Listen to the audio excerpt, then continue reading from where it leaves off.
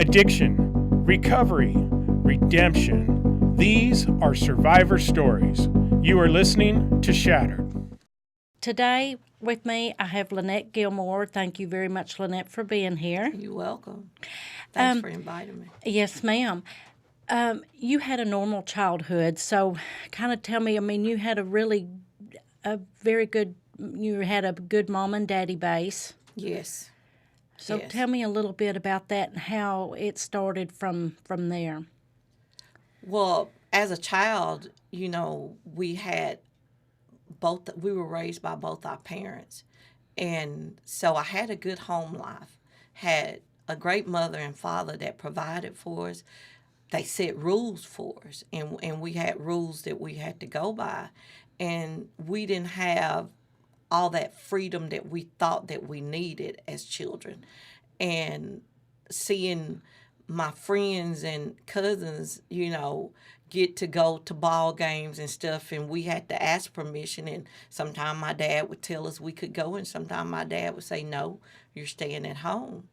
And I always wanted, my thing was, man, when I get 18, I'm going to be out of school and I'm going to do what I want to do, and I'm not going to have anybody to tell me what I can and can't do. So I didn't understand that structure was something in my adult life that I would long for, that I realized the value of that structure.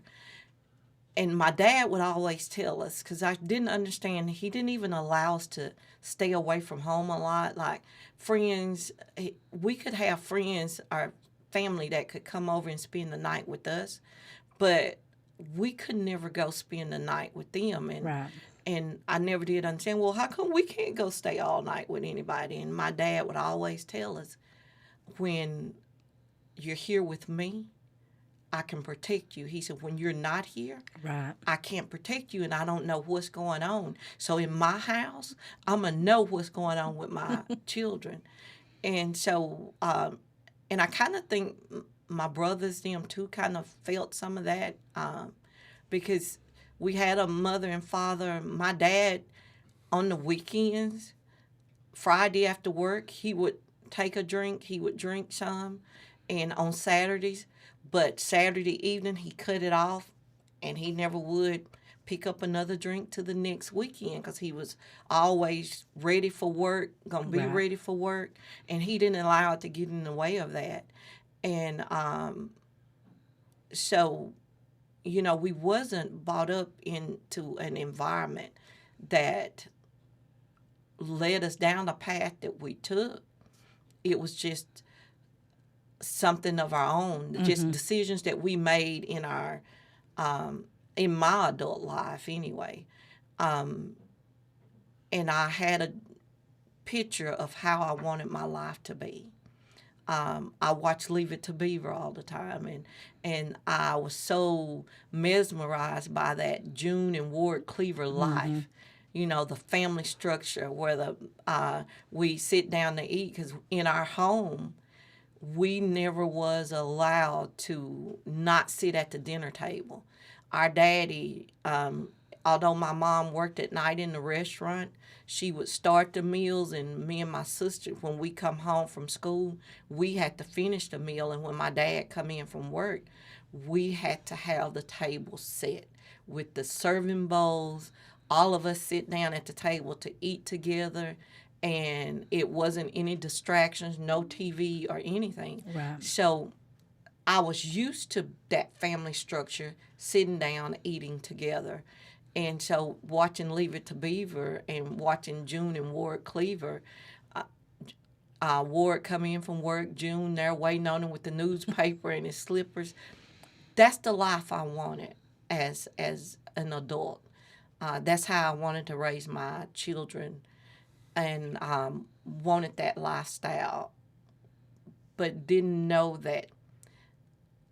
what I know now, is that I needed to wait and allow God to give me that life. So I struck out trying to figure out that person that I thought would make that life for me. And so I got So first, my daughters came, and I had my first daughter, Amanda, and you know, you give yourself, you think to the relationship, and only to hear when that time come in when you have to tell them, hey, guess what? I went to the doctor today and I'm pregnant. And you know, and you just, that guy's the only person in your life, you know, because you think that's the one. And to have them look you dead in the face and say, it's not my child. I'm like, you know, I haven't been with anybody else. So, you know, so rejection number one. Right. So I felt that rejection. So I went through a pregnancy alone, and only to repeat it 4 years later. Thought I had the right guy chosen, and, you know, set up, get pregnant, tell him I'm pregnant. It's not mine. And They I'm just like, wanted nothing to do with the yeah, child. rejection number two. So, you know, I'm feeling all this rejection, so I go through another pregnancy alone.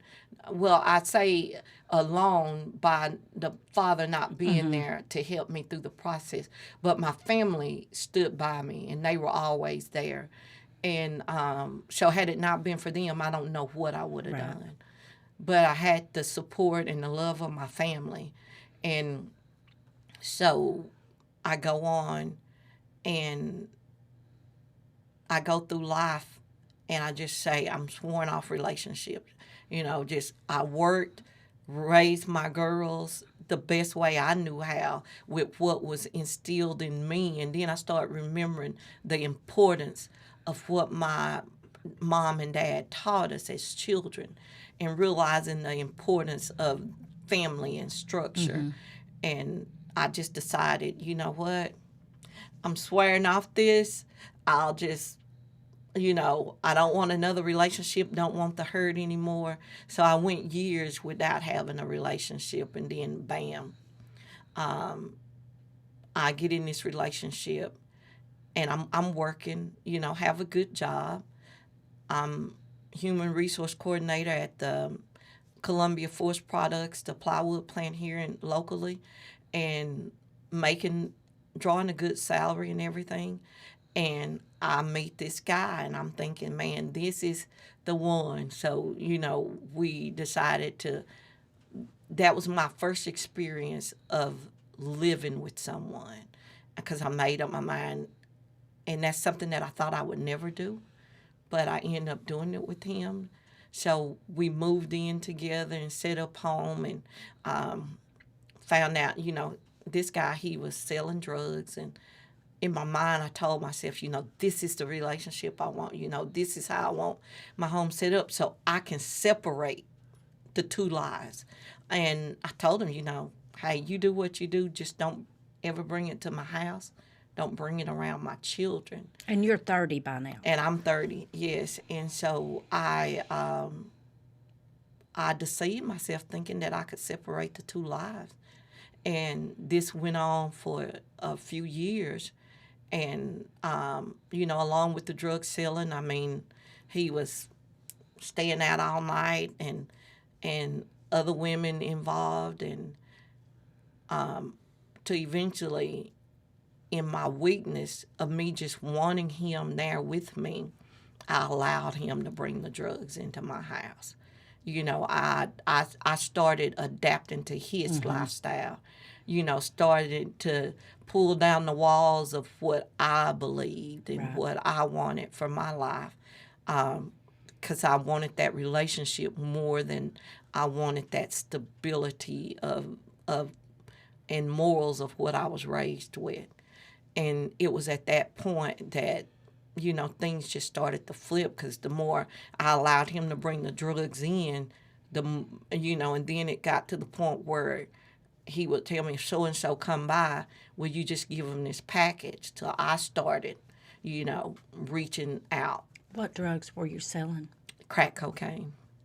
And so I started handing it to him, but I never touched the money. You know, he just sent them by to get it. And somewhere along the way, wherever he was, he had taken the money. So just getting in that and seeing the traffic that came and the money that came along with it, things just started changing in my life. I started being unhappy. I started drinking more. And because I too used to just be a social drinker, but then it got to the point where I come home from work, I'd have to have a drink. I'd have to have a drink to go to bed, and the drinking just continued to get worse. And then things just started affecting my job because my distrust from him and him not coming in, got me to the point that I couldn't get up and go to work because I was worried about, where is he at tonight?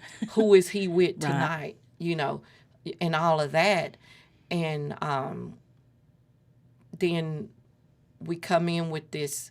I'll never forget it. It was in July of 1997. My things just started to shift in my life. This guy got more controlling, more dominant, and I just became this weak little thing that was just tucked away in the corner. And it was in December of 1997. He wasn't there during the Christmas holidays. And I just started making bad decisions all the way around. Although I was working, I still couldn't pay my bills because I was trying to keep him there, pouring money into him, just forgetting the things that I needed to focus on. And he wasn't there around for Christmas. And so the weekend after Christmas, he said, well, I'm going to stay home with you this weekend. And at midnight, we made a decision, well, let's go to the club. Let's go see what's going on. So we went to Tom's, Oklahoma. Then we left there and went to Idabel. And it was there that by then, I started dipping and dabbing in selling drugs, but not all the way invested into it. Right. And I met some old friends that come in for the Christmas holidays, and we talked, and I told them, they was asking how was everything in the Queen, and my response was, we have a lot of crackheads over there. And I knew that these guys sold the drugs, and, they would get people under them to sell the drugs. And I know that they knew that the Queen was a market for their drug selling because, everybody from Oklahoma was coming over here selling drugs, bringing them the money back. And we talked, and I said, well, I tell you what, we can start using my house as the drop-off point. And I can pick it up, you can bring it here, and then whoever's selling under you, they can pick up from me. I'll collect the money and bring the money back because they trusted me with the money. And I said, well, we'll do all this. We'll get it kicked off New Year's Eve because this was December the 27th. I said, we'll get it kicked off New Year's Eve. So we'll have the party at my house New Year's Eve. You bring it up, we'll get everything set up, and we'll go from there because income taxes time is coming. And I said, we can lock in all that money. And they said, deal. Well, Mark, the guy that I was with, had kind of I wouldn't say that he was jealous. I think he was more evil than jealous. And so the fact that I wasn't paying that attention to him and was talking to friends, when we got ready to leave, me and my sister and another friend of ours, well, we couldn't find him. And my keys were gone. And because my keys was locked up in the car, and he had the other set of keys. And his mother's house was right down the street from the club. So we walk down to the house, and I asked his sisters if he was there, and they said, no, he's not here. We hadn't seen him. And I walked through the house. Well, as I was coming back through, the keys was laying there on the table. I said, well, these keys wasn't here when I come, but here's my car keys. I got my car keys. I don't care if he stay here or go home. I don't care if he ever come back, because I'm just sick of it. And so we exchanged words, and we left with his sisters. And as we're getting back to my car, I hear footsteps running behind us. And I turn around because my sister had got into an argument with one of his sisters. And I hear the footsteps, and then they're cussing, and I'm turning around, I'm saying, well, what's going on? And, they threaten, well, we're finna whoop this bee's blankety blank. And so we started fighting, I'm trying And they're talking to you, they're talking, but they're talking about my sister. your sister. And so they come at her, and I jump in, and we start fighting. I start fighting with the sister that's after my sister, and then out of nowhere, two more come in, and the focus leave my sister, and the focus is just on me at that time. And so I'm fighting, and then those two jumped in. So all of a sudden, I'm getting beat by 3 women. And I remember at that moment them women, because it got to where, I was fighting with the one, but then 3 come. You're outnumbered. And so I'm outnumbered. And I just remember being knocked down to the ground. And, there was literally a mud hole. And I'm face down and covering myself. And I asked a question at that moment. And I said, Jesus, why me? And I just heard a still small voice say, it's time. At that moment, I knew that either I changed my life at that moment, I make a decision to change my life, or I've had the feeling that I wouldn't get the opportunity to change my life again with the direction I was heading with my life. And I just said, Jesus, I'm ready. And in the background, I'm having this conversation. And in the background, I hear voices saying, oh my gosh, this is Ned. And they just leave and take off running. And my sister and them gathered me up, and I'm just hysterical, because I'm asking. All I could remember repeating was, Jesus, why me? Why me, Jesus? And so we get back. They bring me back to the Queen, but they call and let my family know, hey, we're coming in. We're coming to the emergency room. And I'm telling you, she's been beat, and she's been beat bad. And my brother, I could hear him my brother Rock, I could hear him say, who did it? And my sister told him, and I told him, don't go back. Just leave it alone. Because at this moment, I know that it's not about the attack, the physical attack on my life. It's more about a calling that was happening in my life at that moment. So I knew that I didn't want anybody else involved because I know my brothers. Mm-hmm. And I know that if they went to Oklahoma, that things wasn't going to turn out good. There's going to be a bad fight. Yes. And it wasn't only my brothers, but I was always real close with my cousins. And so I knew we had a close-knit family.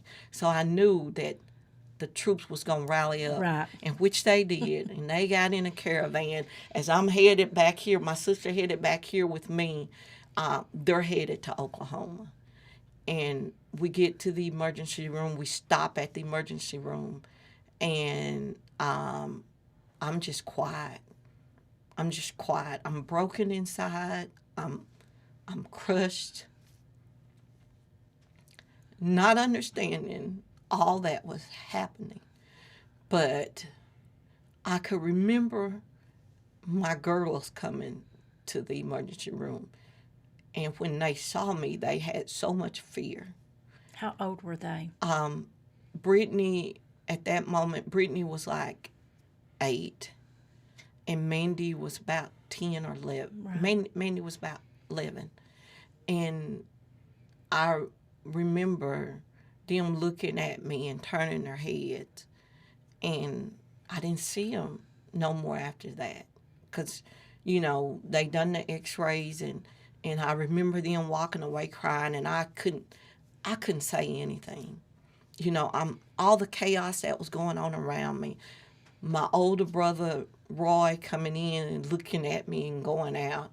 And my family just in tears when they saw me. And I realized, oh, man, what must I look like? Because, I was just watching the reaction of everybody. How bad were you injured? They literally pulled my hair out by the root. I had not one strand of hair in the top of my head. Had busted blood vessels under each one of my eyes. My jawbone busted up. I mean, I was literally in. So it was mainly face. Yes, they just went at my face and head. And so we did all the x-rays and everything, and they kept me overnight for observation.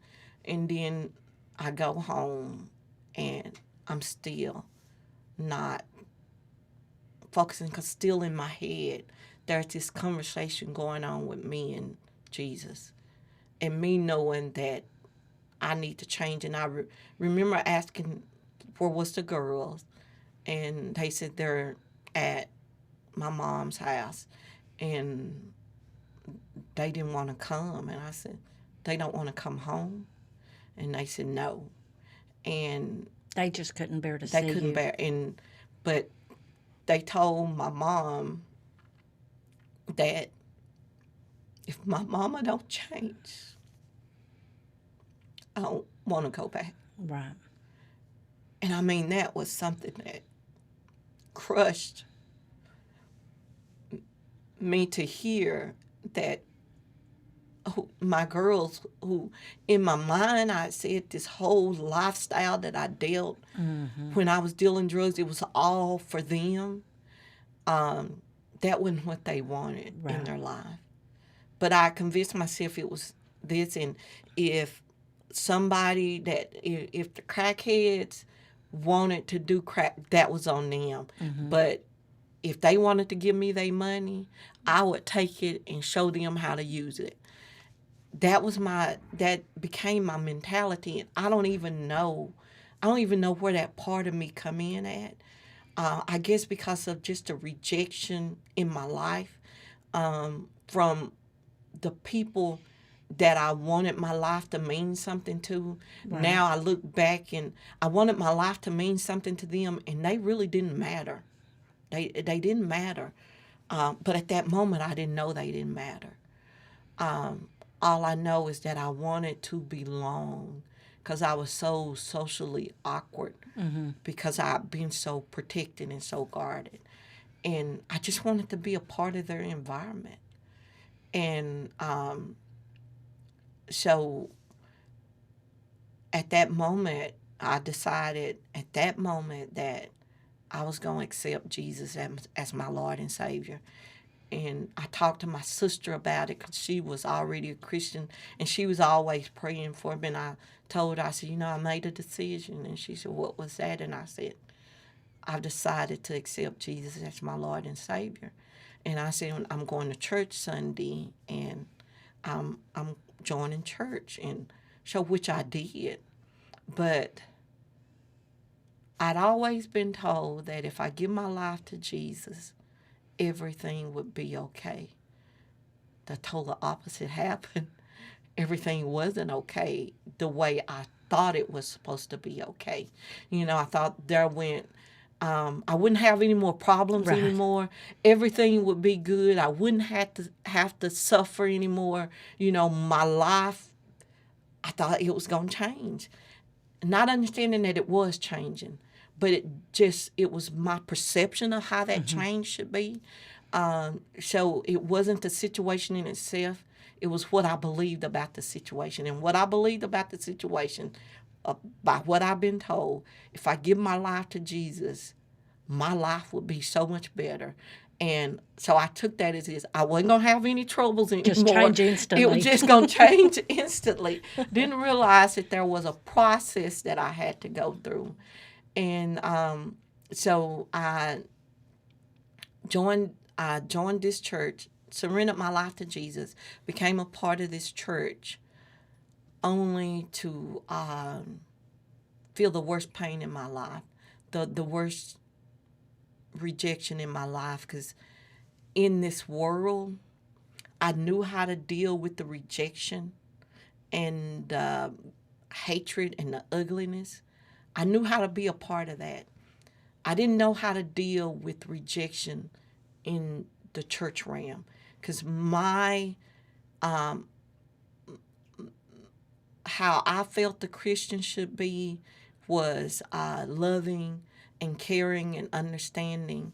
And so anyone that I thought go through those church doors, I automatically assumed that they were that Christian Right. person that carried those Christian values.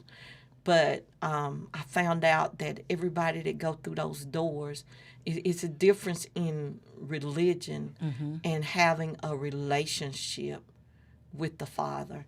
And so I found out quickly that they had religion, but they didn't have that relationship.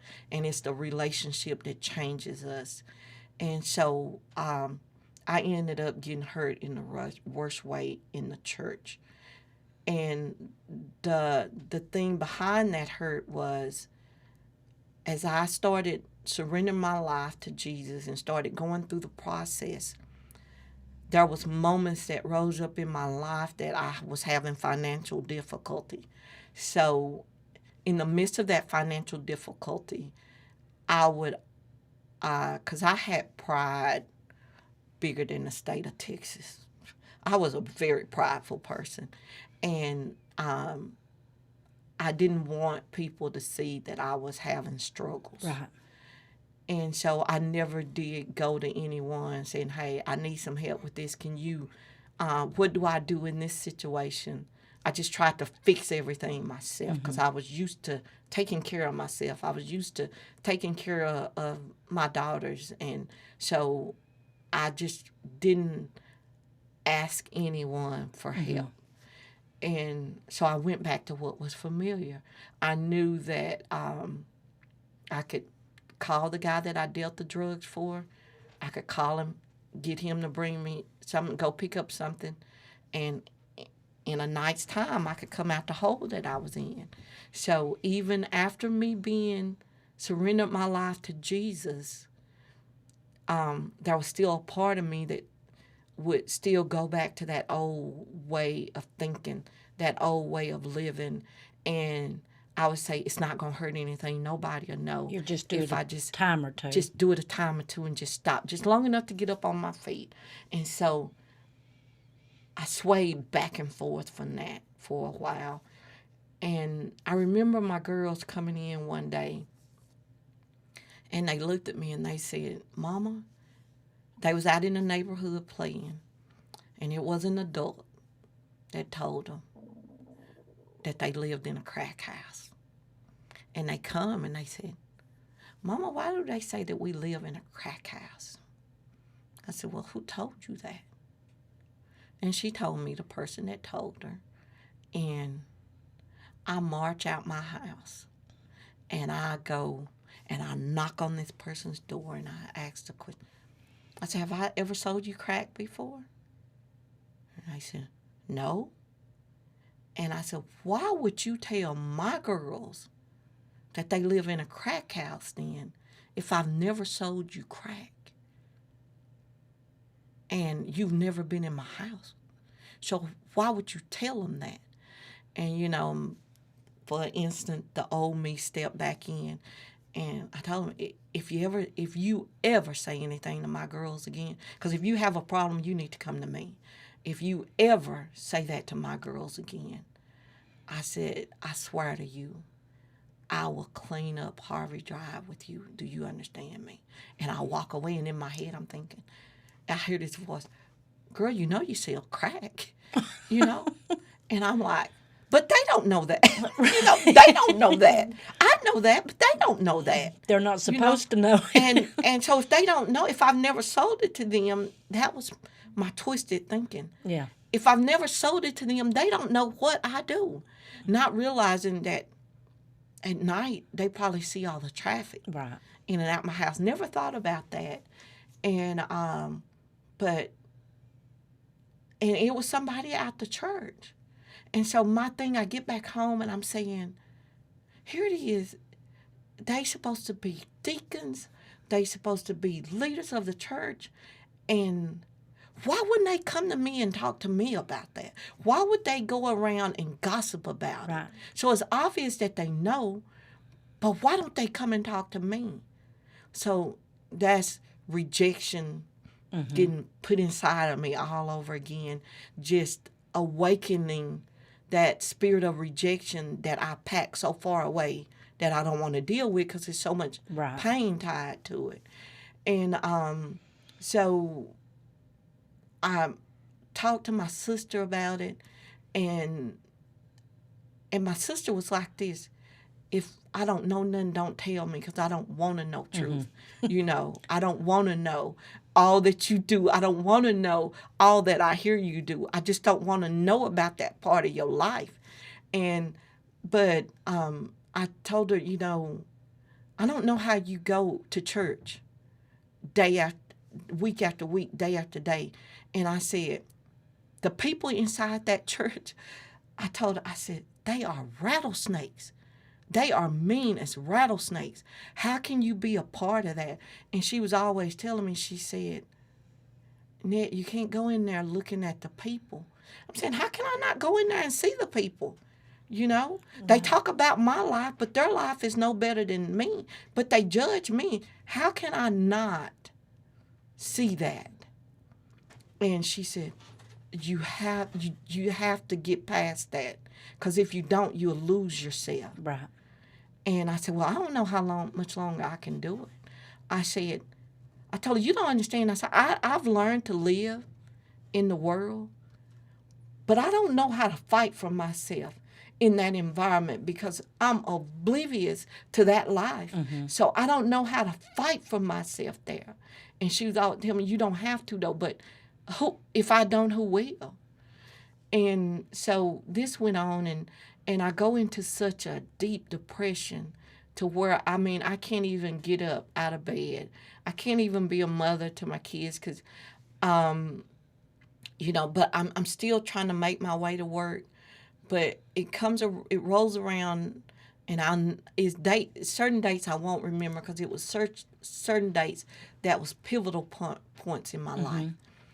And it was July of 1998. The facility that I worked at, they would shut down twice a year. They would shut down a week in December to replace equipment and a week in July to replace equipment. And so we come up, and it was always around July the 4th. So we were off a week in July, and I'm still trying to pull this guy back into my life, still trying to do things to keep him an integral part of my life, not wanting to let go of that part of it. And I take my vacation pay, because they give us vacation and bonuses. I take that money, and I plan for us a trip to Cancun. Now, is this the same man that the sisters beat you up? Yes. This is the same guy. You know, I let it, and you know, and all along I knew that he was the reason, because his sisters kind of looked up to him, and whatever he told them to do, they would do it. Right. So I knew in order for them sisters to jump, I just kind of looked at it like it wasn't me that they were after. They was after my sister. But since I fought, you know, in the midst of it all, it turned on me. And so I still wanted, I still loved him, I thought.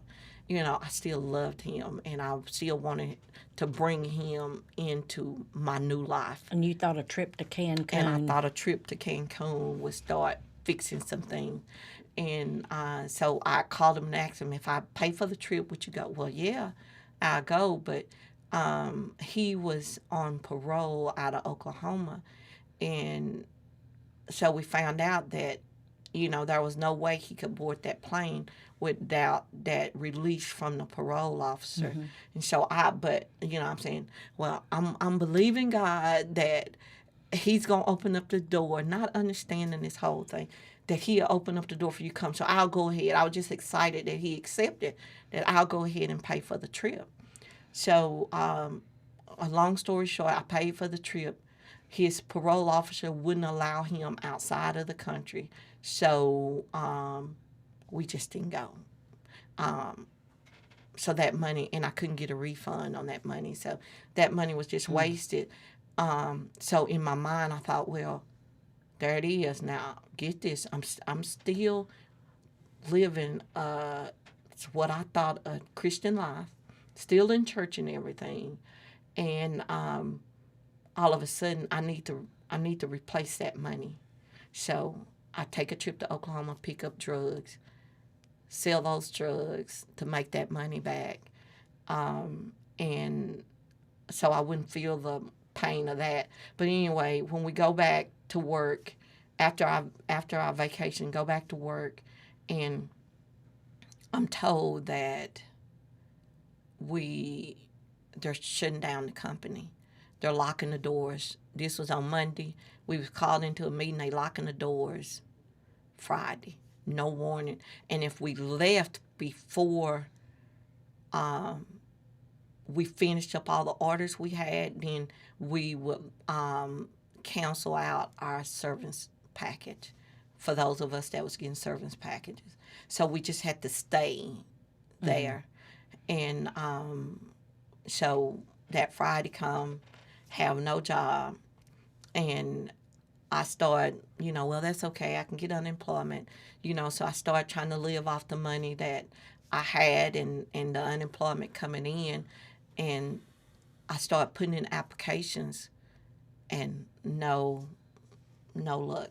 Jobs that I knew I could do, jobs that I knew I was qualified for, I couldn't get. Even working in the restaurant, and I knew that I knew how to cook and all of that, wasn't getting calls back to those jobs. So very quickly the money went out. So I found myself couldn't pay my bills, facing eviction, had got my car repossessed. Everything was going downhill. And I'm thinking, God, I thought it was supposed to be better when I accepted you. But now everything in my life has crumbled. Everything that I knew was no longer there. So what do? I go back into the lifestyle of selling drugs full force, still going to church. We laugh at it now. Still paying tithes with that money, thinking that was God's way of blessing me, because it was seem in my mind, well, I'm faithful in paying my tithes, so the more sales was coming through my house. The more money was coming through. And I finally reached a point, it was in October of 1998. I'm sitting there on the couch at home, I'm reading my Bible, and I get a knock at the door, and somebody wanted to buy some. So I get up, go to my room, get what they want, come back out, and they leave. And I sit back down and I start reading my Bible. And I hear this voice saying, "You're destroying my people." I'm like, they're crackheads, nobody care, And this voice come back and said, "I care." And I'm like, oh my gosh. I fall, and I hit the floor, and I'm crying, and I'm asking God, take this away from me. I don't want this life anymore. Don't want to do it. Don't want anything to do with it. Please just show me how to live. Show me how to live, because my life is a mess. And I remember a knock at the door and somebody else coming up, and they said, "I need to buy such and such an amount." And I said, "I don't do it anymore." And they look at me and they said, "This is me, you don't have to worry about me." I said, "No, you don't understand. I don't do it anymore." And so this person that was such a big part of my life through that lifestyle, because I never used the drugs, so I didn't know what I was getting at times, didn't know Right. what I was looking for. So this person had an addiction problem, and we were real close, and I took him with me. He would go with me to buy it, and he would test it to make sure I was getting high quality stuff and good stuff. So if he said it was good, I knew it was good. And so they knew that it was nothing that I wouldn't do for him, because he was the person that I depended on Right. and in that life. And so they sent him back to get some, and I told him, I said, listen here, you go tell them I don't do it anymore. And he said, I was just here an hour ago. I said, I know, but I don't do it anymore. And he looked at me, and he said, and he called me Mama. He said, Mama, I know you're telling the truth. And so he went back and he told him, he said, she is done. She is done. And he said, I don't think she'll ever go back. And on the and inside of me was going this battle, because I knew that I had these supplies that I hadn't turned the money on to take back to the person that I was dealing for. And so I said, well, I'm having this conversation, and I'm saying, well, I'll just call so-and-so to come and pick it up, tell them to make the money, give me the money so I can go get it. God said, no, you destroy it. I'm saying, I can't destroy it. This person that I'm dealing with has killed people for less amount Right. that I'm carrying. I can't do that. I got to get him his money. And God said, do you trust me? And I think I want to, but at this moment, on this instant, I don't know that I can't. You know, I have to make this money. Just let me make this money. I'm having this battle within myself. And he said, destroy it. So I go pull it out from where I keep it, and I flush it down the toilet. I'm saying, oh, God, he's going to kill me. You know, so then fear grips me. And God said, I will protect you. If you obey me, I will protect you. And so about weeks go by, and I start getting this phone call, and I'm looking at the number, and I'm thinking, I don't want to answer this call because he's wondering where I'm at. And God said, answer that phone. And I'm saying, I'm not going to answer that phone. So then I finally pick up the phone, and I say, hello. And he said, what's going on? I hadn't seen you in a while.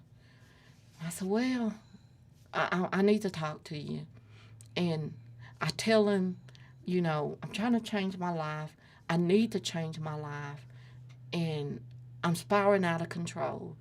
And I said, so I made a decision that I'm going to go a different direction. And I said, so I had to destroy the stuff I had. And I said, I know I owe you, and I will pay you back. I don't know how, but I will pay you back. And he said, don't worry.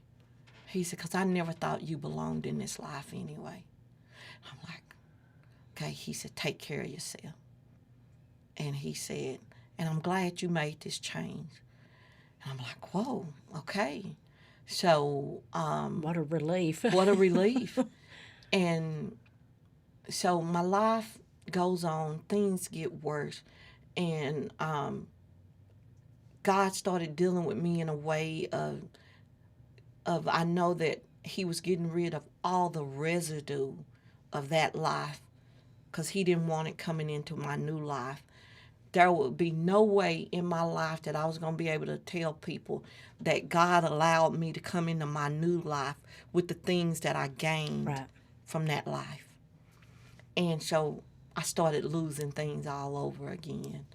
And I remember Christmas rolling around, and I got the call from the landlord, and they tell me, hey, you so far behind that I'm going to give you to December the 5th to have the money, or else you have to move out. You know, I done waited as long as I could. Mm-hmm. So I'm thinking, I'm not working. I don't have an employment coming in. I don't have anything coming in. What am I going to do? And so my landlord, December the 5th roll around, she calls me, And I said, she said, you have up that Christmas tree for them girls? And I said, no. I said, because I don't have the money to pay you. So I'm going to just start packing up. I don't know where I'm going to go. You know, go back to my mom's until I figure out something, but I don't have the money. And so I'm moving. And she said, will you be filing your income tax this year? And I said, yeah. And she said, put them baby's Christmas tree up and I'll see you at the first of the, I'll see you sometime. She said, I'll see you sometime in March when you get your income tax back. And she said, we'll talk then. And she said, but until then, put them baby's Christmas tree up and you have a Merry Christmas. And I'm like, wow, okay. So right then I'm starting to see God work in my life, and I'm starting to see things turn around. And but still there's me wanting to hold on to this life, that this person that had brought me so much pain. And I get some money. People had given me money for Christmas to buy the girls Christmas, and I bought the girls Christmas, but they had also given me some to pay bills. But what do? I buy him Christmas too, because I want him to come. I want him to come around. You know, I just want to see him that moment. And to my disgust, you know, he come and pick up the gifts and he take off again. And I'm saying, when are you going to learn? You know, when are you going to learn? Right. And I make a decision then that, hey, you know, God, how do I get past this? And it's the weird thing. I think that we don't realize the small things that we hold on to in our lives has the greatest power over our life. And so I remember God showing me, pack up his stuff. Pack up everything about him. The dogs that I kept around of his and everything. Because I knew if he loved them dogs in such a way that if I kept them there, it'll keep him coming by. And so God showed me, you got to get rid of all that. And I'll never forget, I'm saying, well, I can't. You know, by this time, he goes to jail, and he has to spend a year in jail. And I'm thinking, in my life, while he was in jail, my life, I started getting things in order in my life. Mm-hmm. And so I packed up his stuff, called to his brother to come and get it. And but I still held on to the dogs. And so still a part of me was trying to hold on to him.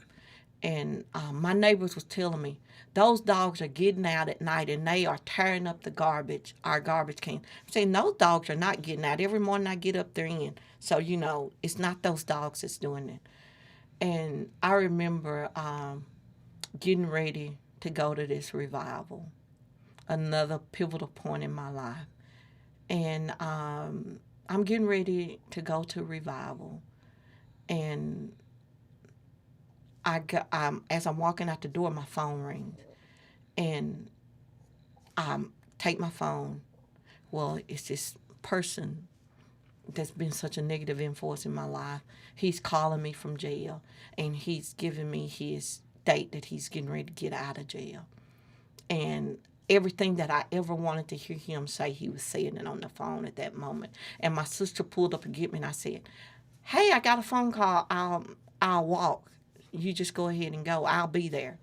And she said, do you want me to wait? No, because I didn't want her to know that I was on the phone with him. No, I'm still getting ready. I'll be on. And so I'm listening to all this stuff he's feeding me on the phone. And I get this, okay, finally, things are getting ready to turn around. God is working in my life. So I go to revival. And the speaker that was there, she was ministering, and she looked at me and she said, I don't know what it is about you. And she said, but God want me to tell you that man, I'll never forget these words, that man that you're holding on to is not yours to hold on to. And I'm saying, what is she talking about? Because I'm not holding on to no man, you know. That wasn't what you wanted to That hear. wasn't what I wanted to hear. And so then she started back ministering, teaching, and preaching. And then she looked back at me. She said, I don't know why I keep coming back to you. And she said, but you need to let that man go. And by this time, I'm getting upset because all eyes are on me. And everything that everybody has said about me in the streets, she ain't changing, you know. This person is coming through a back door every night, which was not true. I'm saying everything that people are saying about me, she's making it sound like it's true. And it's not true. You know, I'm not having contact. I had contact with this guy on the phone, but in person, I haven't had contact with this person. And so I get angry. So at that moment, I shut off everything that she's saying. I don't want to speak to her, don't want her speaking to me. And I said, I'll never come and listen to this woman again. And I respected this woman. I really did before that. But at that moment, I lost all respect for her because she was saying something that wasn't true. She was, and everybody, I could see people with these smiles on their face. And like I could see heads saying, and I could read lips saying, I told you. And I'm like, man, rejection again in my life brings up all that old rejection. And I stormed out of there at the end and saying, I'll never come back again. And my sister was saying, Ned, wait, what's wrong? I said, I don't ever want to come to this place again. I don't ever want to be here no more. And I'm crying. And God tell me, go seek understanding of what she just said. And I'm like, I'm outside and I'm trying to cool off. So then I go back in and I walk up to her and I said, you know what you just said to me? It is not true. Why would you hurt me that way? I said, I'm so tired of being hurt. Why would you hurt me that way? And she said, baby, listen. She said, that phone call that you got before you came, I'm like, nobody knew. I walked straight into church, hadn't had a conversation with nobody. And I'm saying, phone call. Who told you that I got a phone call? And she said, God revealed it to me. And she said, but that phone call that you got, that man told you everything that you ever wanted to hear. And she said, you are well on your way to backsliding. Mm-hmm. And she said, and it might be a place that you can't come back from. She said, so it's a warning. She said, I'm not trying to hurt you. She said, God loves you. And she said, he's giving you a warning. And she said, so just take heed to it. She said, I don't think we realize the small things that we hold on to keeps that man coming away. She said, you holding on some things of this man in hopes of him coming back. She said, when are you going to let him go? Right. And I'm like, wow. And I leave there. And I break down crying and I hug her and she said, I love you. And she said, God has something special for you. She said, but you're getting ready to backslide into a place that I don't know that you will be able to come back to. She said, just take heed to the warning. So I go home that night and I'm just tossing and turning, trying to figure out more. Okay, reveal to me what she's talking about. Well, 4 o'clock in the morning, I hear all this noise. And I go out and I look out my front door. Those dogs. I look down in the neighborhood. Nothing but trash everywhere. And those dogs look up at me and they come back run. They go through this hole that they had been getting out. And they sit there and they look at me. And at that moment, I think, okay. And I kept my sister's truck that night because I didn't have a vehicle. I lost everything. And I kept her truck. And I take them dogs. I chain them up. I get me a bucket of water. And I take them to the dog pound. And I chain them on that fence at the dog pound and put down that pail of water and say, I'm done. And I walk back and I go home. I go through and I clean up all the neighborhood. And I'm done. And so 2 days later, the guy who owns the dog, I'm at work. I got a job. I'm at work. And he comes to my house, and I didn't know this. And he looked in the fence, and the dogs wasn't there. But he was with my brother-in-law. And my brother-in-law, it was a month later, my brother-in-law looked at me and he said, sister-in-law, he said, what did you do with those dogs? And I said, I tied them to the gate at the dog pound.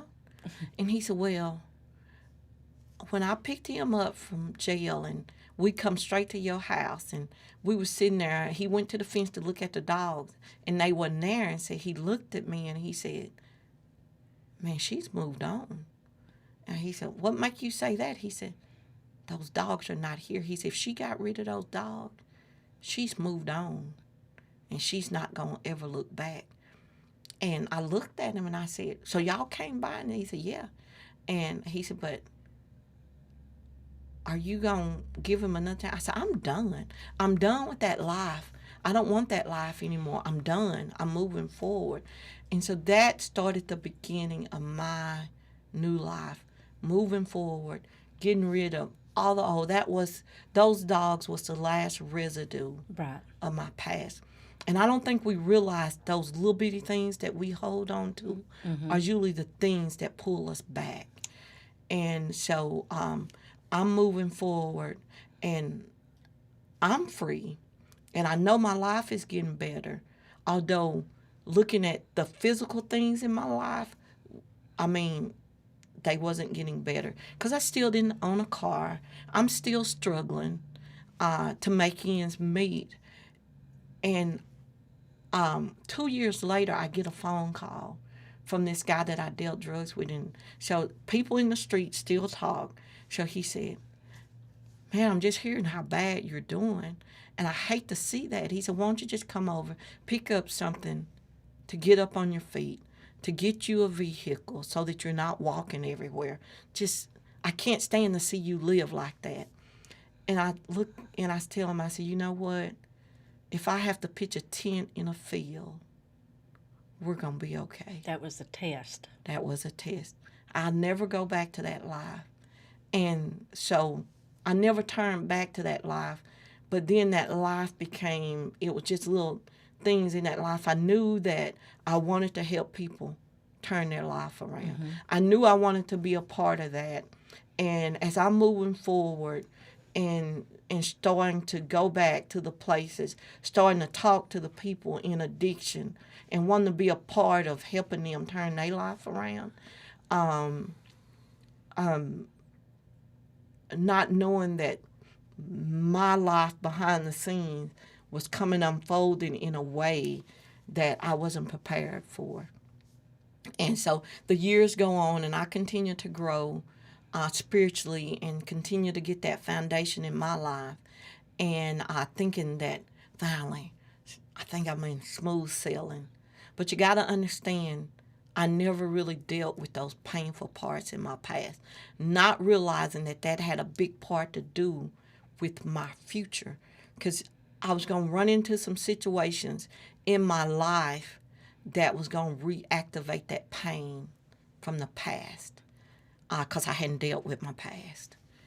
And I just covered it up and thinking, I'm packing these bags. I'm never going to those parts of my life ever again. And so I call them, I tell them now when I minister and work with people in recovery, I tell them, you have to unpack those bags, because those bags will come back to haunt you if you don't unpack them and deal with them. And so I started noticing some things in my daughter and realizing some things wasn't right. And so she had major surgery at the age of 24 and not realizing that she had become addicted to the pain meds. And but she was still addicted to them, but she was very functioning. She wasn't a functioning addict. And so you know, if you don't want to see the truth, you can see something else. Right. And so I kind of thinking, oh, you know, it's things that'll get past. So all of a sudden I moved from a drug dealer to getting my life together to becoming an enabler in my own life with my own family. Just not wanting to see some things that was really going on, and moving away from that until things just get so far out of hand, or, you know, all of a sudden the police is getting involved, and her addiction is causing her to have criminal behavior, and until everything just blows up, and I realized that my daughter's addicted to opiates. The enabling part, I can definitely, I've walked a mile in your shoes. So Yes. I know. You know, I'm thinking I'm doing it out of love, but I'm helping her stay in her addiction longer. You don't want to see them go hungry, and you don't want to, they tell you, I need money to eat. But do they utilize that money for food? No. No, they don't. And it's so much different when you're dealing, because, I've been a part of this life. And so I know what happens to women in addiction. Their life takes such a different direction than a man. Right. Because they get that addiction takes over till they get to the part that they'll start selling their bodies. They'll start allowing their bodies to be misused. And that was something that I never could come to grips with. Because in a roundabout way, it was a part of my life that I had packed away for so long that all of this started bringing up a part of my life when I was just a child. And all this stuff started coming back up. And I'm taken to a moment of, I remember seeing this guy sitting at the edge of my yard. And I could see the picture so clearly. And him sitting at the edge of my yard. And I'm like 11 years old and he's begging me to come. And I'm like, what is it about this picture that I'm afraid of? Right. What is it about the thought of a woman being misused make me cringe? And God began to reveal to me that this guy that I'm seeing in this picture that I'm afraid of, I always ran around with older people, and you want to be accepted, and so you tend to do what makes you think they accept you. And so God brought me back to this critical moment in my childhood when my daddy started giving us a little bit more freedom and let us go in the neighborhood and play. And I was attracted to being around these older girls. And I remember them asking me the question, what is a virgin? And I didn't know the answer because I didn't know. I wasn't taught that. I didn't know what that was. We didn't have those conversations in my house. And I'm thinking, okay, what is that? But I didn't want to look stupid. So I said, yeah, no, I'm not a virgin, because I didn't know what it was. Right. And so I said, no, I'm not a virgin. And so they started laughing, you're not? And I said, no, And they started saying, way to go. And I'm like, okay, that's a good thing. I'm not a virgin. And so, but this older guy, and he was an adult, I guess that set his eyes on me. And so he asked him to bring me to his house. And so they take me there and they leave me. And this moment started playing in my head, and I'm thinking, this guy hurt me, and that's why I'm afraid of this guy. This guy hurt me, and I could see this guy sitting out at the edge of our property. I could see him sitting at the tree, and I remember coming out the door, because when I got away from him, and I was scared, and I started hanging around the house because I knew my daddy was my protection at that moment. Right. And I wanted that. I didn't want to get out from under that. But yet and still, this guy, when I got up, and I remember being in so much pain, and I remember being afraid, but him telling me that I wanted that, that's why I came. This is what you wanted, but don't tell nobody, because this is what you wanted. And I knew that my dad was such a protector, because my dad had made it known that if anybody ever hurt his kids, he would kill them.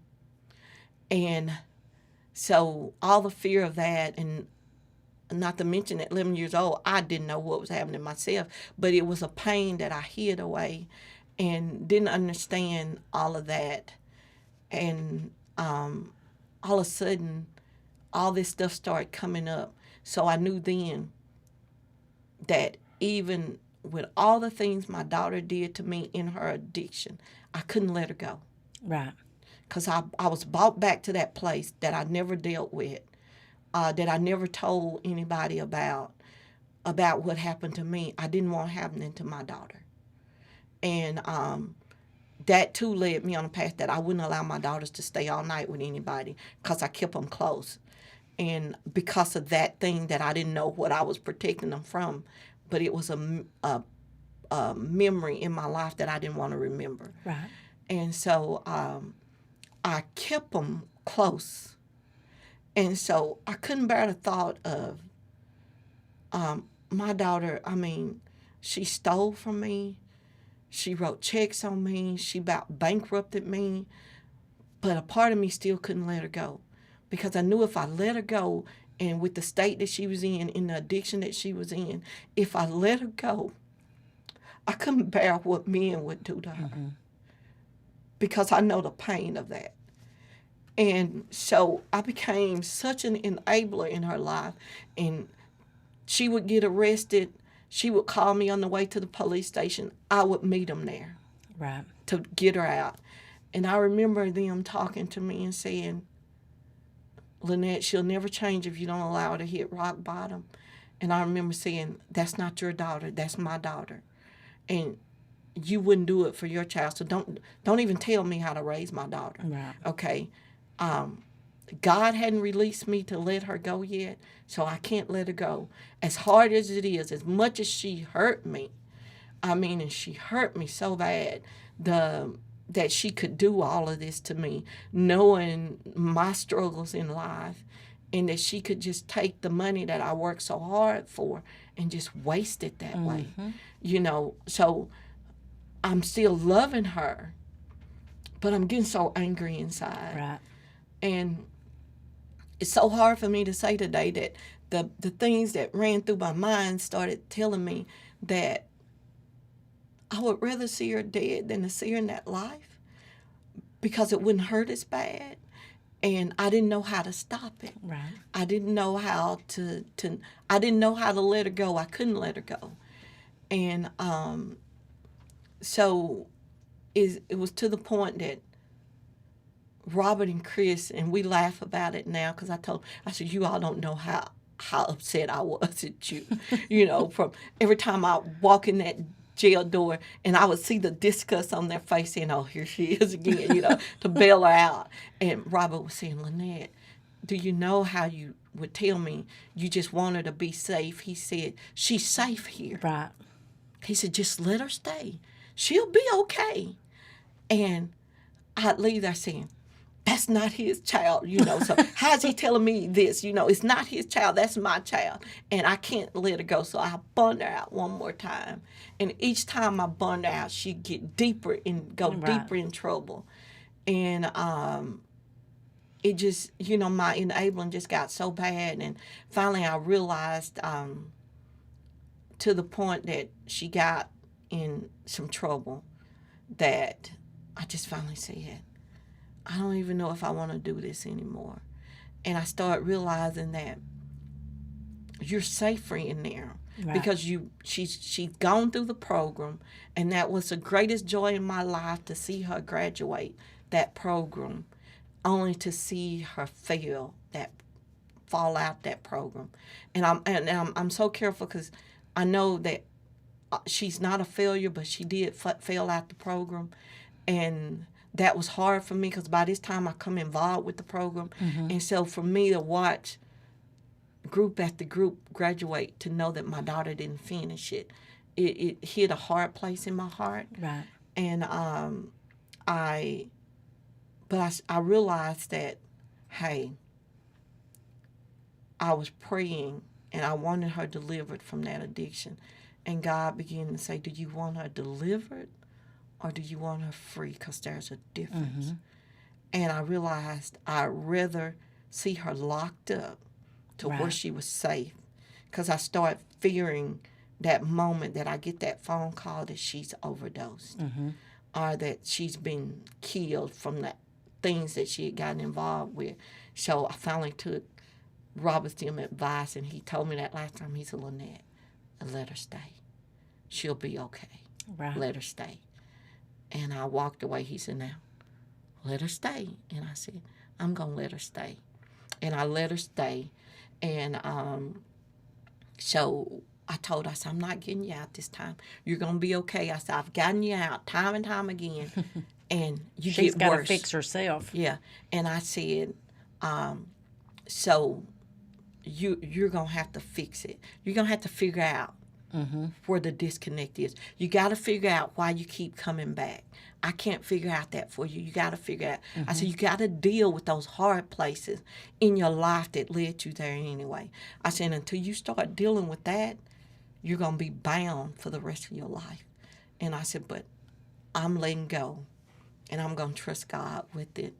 But in me letting go, I never dreamed that the day that I walked in that courtroom and hear that 20-year sentence passed down on her, I didn't prepare myself for that. And because in my mind, I knew that she's never been in any serious trouble. She's never been to prison. She's going to get out with probation, and we'll be okay. And, because she's learning her lesson. But in the back, deep inside, I'm wondering, but has she really learned her lesson? But in the process of her being handed that 20-year sentence, it literally crushed me. It crushed me to a place because still I'm used to not letting my real feelings out, right? Not letting people realize, because I'm supposed to be strong, and I got to put on this strong front. I didn't even let my family know how much this had impacted my life. I never really let my family know to the extent of what she had did to me financially, because I was ashamed that my own daughter could do this to me. I felt guilt, because in the back of my mind, I said, I done this to somebody else's child. Now they're doing it to my, so I'm getting. You expect a stranger to do it to you, but not your own flesh and blood. Exactly. That's what's hard. Yeah. And I felt like in a twisted way that I was getting what I deserved because I did it to somebody else's child. And so I just had to work my way through it. So I kind of dealt with it. I didn't let people know to the extent of what happened. And so the day that she got that sentence, I had to put on a strong front for her because I didn't need her to fall weak. Right. I need to let her know that, hey, Mama is holding it together. But I walked away from that courtroom and I went to the altar of the church and I broke. But I knew that God was there holding me through it, and he was letting me know that it was okay. And I was having to deal with this because I was angry at the prosecuting attorney. I was angry at some more people. Really, I was kind of angry at Chris and Robert because I felt like any moment that if they really wanted to, that we could work something out. Right. But I realized that God was taking control of this whole thing. And anybody that could have helped, he was tying their hands. And so I was having to deal with all that anger and all that resentment. And I hated the prosecuting attorney because I blamed her. But when I come to myself, God helped me to see that this unforgiveness that you hold, and you got to let it go, or else it's going to get the best of you.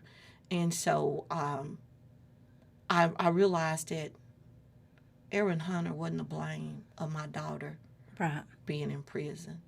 My daughter was to blame of her being in prison. So I had to offer up that way, and I did it in the best way that I know. So I buy this. I go and I say, okay, God, how do I do this? And so, I buy her a gift and I take to her office, and she wasn't there, and I just left a note that I really needed to make peace with her. It wasn't that I was there to accuse her of anything, and I really don't know if she knew how to take it, because, I hadn't given her any indication that I had any feelings for her in any kind of way. So I can understand her not, trusting the situation, wondering why I wanted to talk to her, if it had something to do with that. But it was just to make peace with her, to let her know that I didn't blame her for that. And as a matter of fact, I wanted to thank her. She had a job to do, and she did her job. And I can't be angry because of that. But it brought a healing. My daughter had to accept responsibility. I had to accept responsibility that I had been this enabler for way too long. And I needed to back up, and I needed to let her get healed of this addiction, or else it was going to kill her. Right. Where is she at today? Brittany is she's in ADC. She's in the APALS program. Good. She's in recovery. I mean, I hadn't seen this part of her in so many years. I had missed that part of her. She's that sweet, loving person that I know she could be. She's getting healed, and she's getting set free. She's dealing with all the deep, ugly stuff that led to her addiction, and she is doing great. So she's utilizing all the tools that the prison has. She is. I mean, that's great. Because in there, they have APALS, which is a program to help them. They go through critical thinking to that criminal thinking, that criminal behavior. They deal with all of that. So she's getting set free from all the things that put her there. So she is totally utilizing everything. She has stopped being a victim. She's taking responsibility. That she is the reason she's where she's at. Right. Nobody is to blame. And it's brought healing to me. I've accepted it.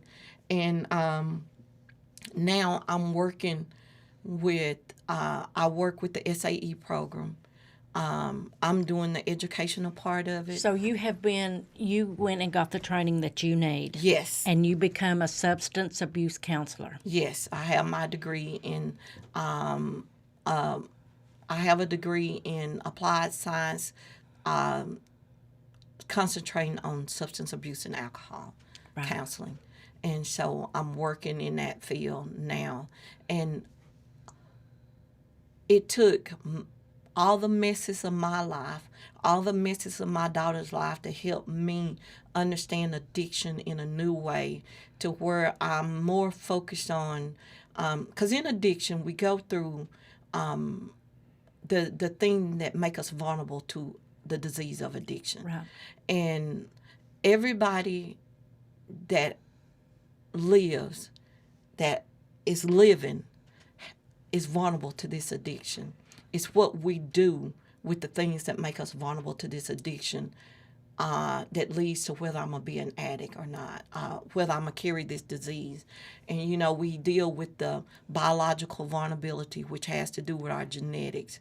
It's the biological vulnerabilities plus the psychological liabilities, which is the emotional pain that life brings us, plus social context, our people, places, and things, plus the spiritual emptiness that we deal with, that equals the disease of addiction. Well, it's those things that make us vulnerable to taking that first drink, to taking that first use. And it puts us on that cycle of addiction that triggers that allergy, triggers that craving, and puts us on that spree that leads us to that place of remorse. And when we get to that place of remorse, it leads us to a place of resolution. And we decide, okay, at this moment, what am I going to do? Because when we're on that spree, it's usually something that happens in our life to bring us off that, whether it's we get a jail sentence, or whether we go through rehab, whatever brings us off that spree to that remorse stage. And in my class, I let them know that we've started the 12-week program at the jail with the SAE program. And I tell them, okay, you are at the remorse stage in your addiction. So you're dealing with all the shame and the guilt. You come to a resolution I don't want to do this no more. Because you're sober, you have a clean mind, you're thinking straight, and you look back over your life and you say, I don't want to go there. And you really mean it. Right.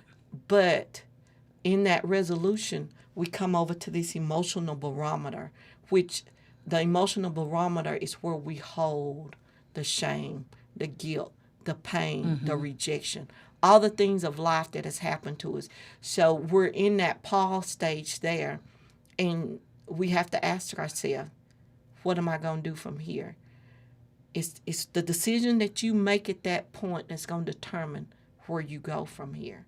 And so I believe through all that I've been through and all the studies that I've researched, that it's those things in that emotional barometer that's going to determine if I go back to my addiction or if I come out of my addiction.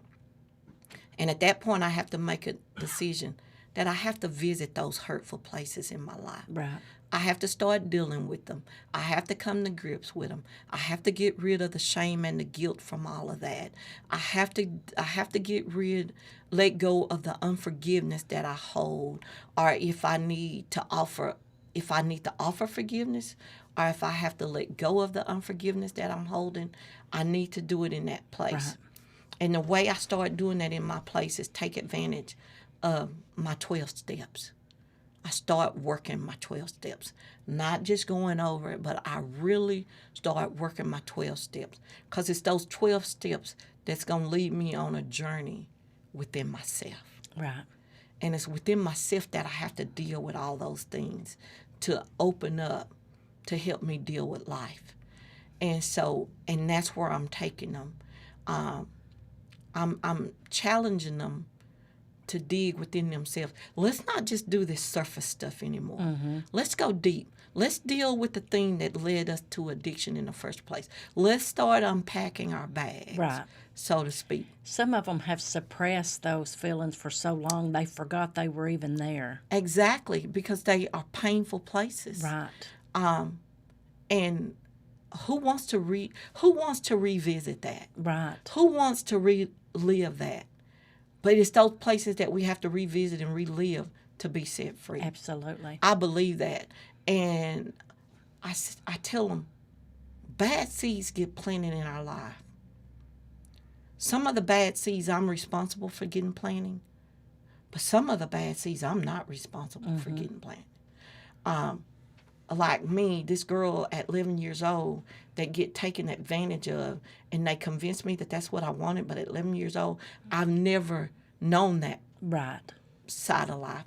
So how can I act for something that I'm not familiar with? Right. At 11 years old, how can an adult think that I'm responsible for making that type of decision for me? Right. You know, because adults are someone that we're supposed to trust, because I'm used to them being someone that protects us. So when I become a victim of someone else's issues, Right. how do I know how to deal with that? So some seeds get planted in my life that I'm not responsible for, but I have to deal with them in order to get past them, because it's some of those bad seeds that make me feel the shame and the guilt and make me feel worthless, Right. that I deserved what I got. So it leads me to that first drink. It leads me to that first use. So at that point in my life, as a 10-year-old, because I'm hearing stories of some that was injected with their first hit of meth at 10 years old. Now you tell me that they deserve that. Right. You and their tell life me changed forever. that they asked for that. No, they didn't. That is just crazy. And it helped me understand addiction in a whole new way. Right. It helped me have a love for the people in addiction, because I realized that they didn't ask for that. Right. You know, they were put on a path that they didn't know how to control. And it was a life that was inflicted on them. Because at 11 years old, I can't imagine hearing this story of 11-year-old being injected Right. with 15 units of meth. Mm-hmm. And I hear this person say today, I deserved everything I got. And I'm saying, how did you deserve being injected Right. with methamphetamines at 11 years old? And I think we have a society that don't understand that part of their life because they hadn't taken the time Right. to get to know that person, to hear that person's story. Mm-hmm. And I think as a society, if we want to turn our community around, we have to come off these pedestals that we put ourselves on to separate ourselves from that. And we have to hear that. We have to hear those stories. I think once we hear that, we better understand their life Right. as an addict. And it helps, and we can better help them, Right. you know. And that's where I am in my life. I want to spend my life being an intricate part of our community, Helping others. helping others. Mm-hmm. Very Now, good. I'm not going to say that I can stop that person for dealing drugs, but I know if they don't have the clientele in Sevier County, I know we can move them outside of Sevier County. Right. That much I do know. So if we could take away the clientele by helping reform lives, Right. we can make a difference. Mm-hmm. And that's what I want to spend my life doing, reforming lives. How is your relationship with Brittany today? I didn't think that I could love her more than I love her today. Because I know a lot of times there's just bridges burnt within families, and it's hard to get it back. There is. And that bridge could have been burned. I tried to burn that bridge. I tried to just say, okay, I'm done. Out of all the hurt that you've caused me, you know, I'm going to just, if this is what you want, I'm going to let you go. Right. I'm going to let you go if this is what you want. And I think that had it not been for my relationship with Jesus, Mm-hmm. for him to help me understand that all lives matter. Right. Absolutely. All lives matter. If I didn't understand that, and then if I didn't understand, I love Sean Mitchell, and he opened my eyes up because he's who I interned under. Mm-hmm. And Sean helped me understand the things that make us vulnerable. And when he started teaching me that, I was like, so they didn't wake up one day and decide to be an addict. No. And he told me no. I said, so it was other things that played a role Right. in them becoming addicts.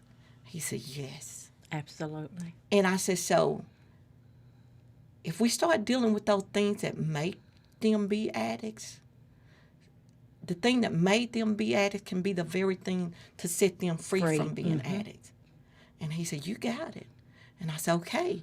So I started looking at it as a different thing. So I was able to heal from all the hurt my daughter caused me, because then I realized, because my thing was, you love the drug more than you love us, because you're rejecting us. Right. And we're here for you. We're trying to help you.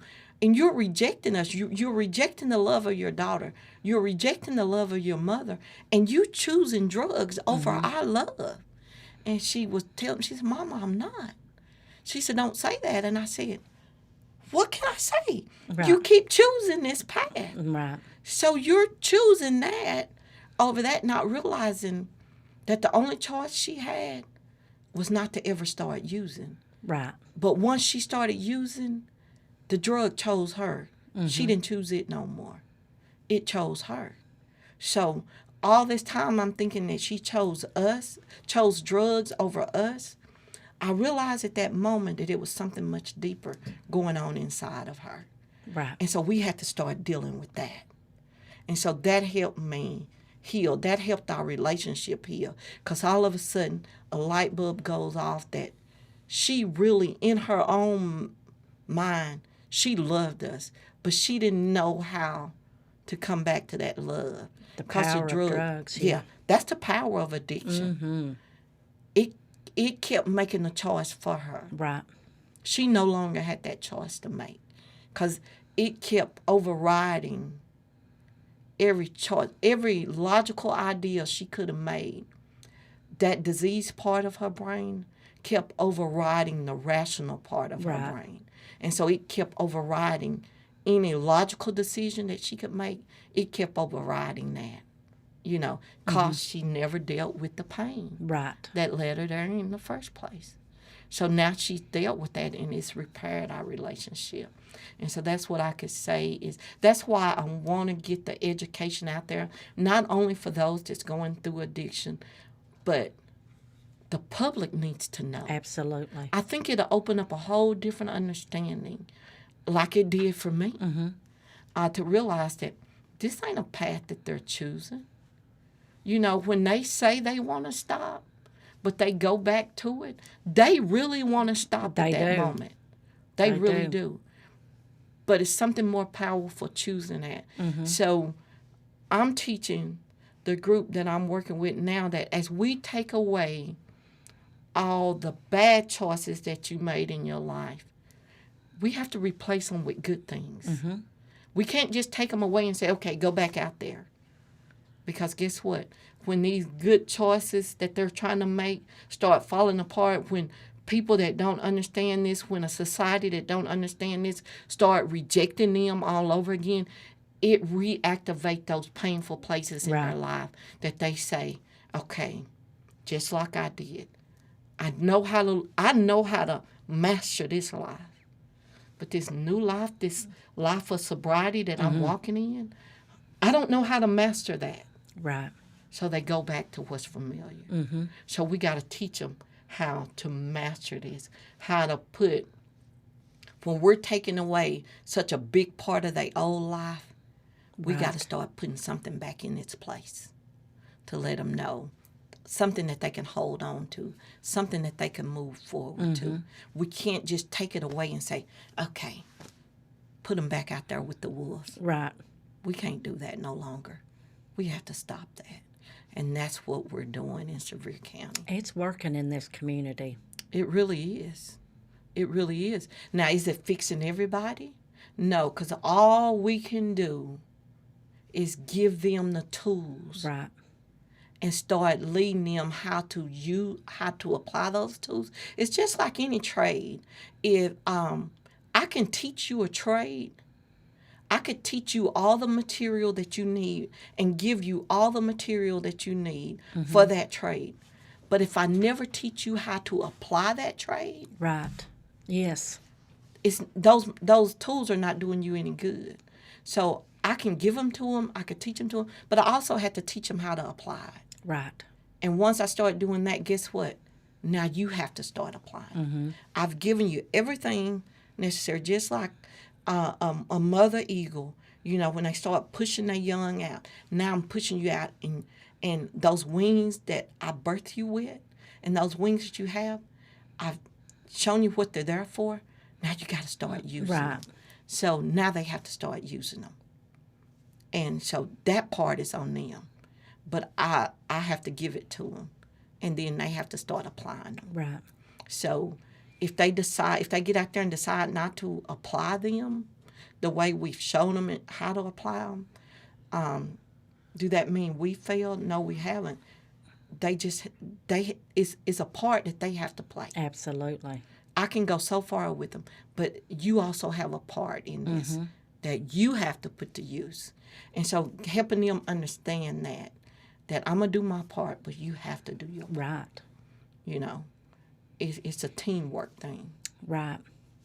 I'm very thankful that you and Brittany have the building relationship. When she gets out, using the tools that she's utilizing in prison, she'll do just fine. Yes, she will.